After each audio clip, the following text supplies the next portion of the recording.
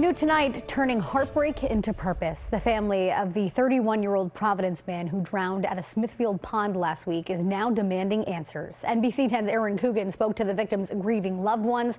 She joins us live in the studio tonight with their story. Erin. Yeah, well, Sam, the body of 31-year-old Timmy Mouch was pulled from the waters of Georgiaville Pond beach this past Tuesday, one of now 25 drowning victims in the area to date. They say Timmy's legacy will live on in their efforts to ensure more is done to prevent similar tragedies moving forward. And as they've learned tonight, they're not alone fighting this fight.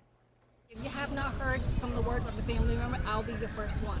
Thank you very much. Just feet from a beach of splashing children and local families trying to beat the midsummer heat is a permanent reminder of the more than 24 lives lost in those very waters at Georgiaville Pond.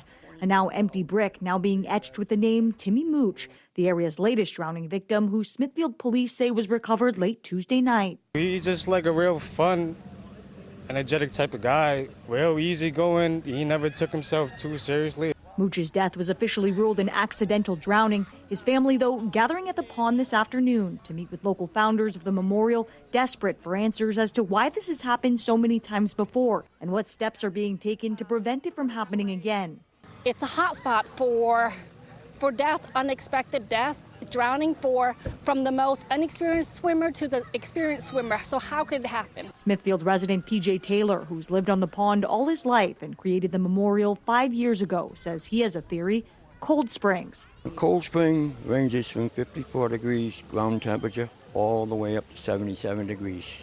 And there's three things that happen with a cold spring. You freeze up, you sink, you're all done. There's no waving your hands, there's no splashing around.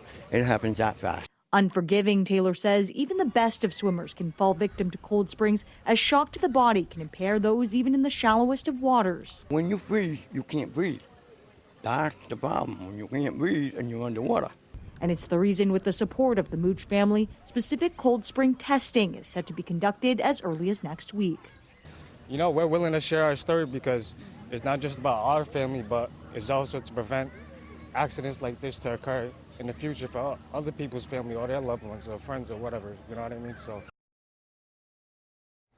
Meanwhile, a fundraiser at the local D'Angelo's restaurants will be raising money to help support the Mouch family this Wednesday. A GoFundMe to help with funeral arrangements has also been created and can be found on our website, turnto10.com. Reporting in studio, Erin Coogan, NBC 10 News.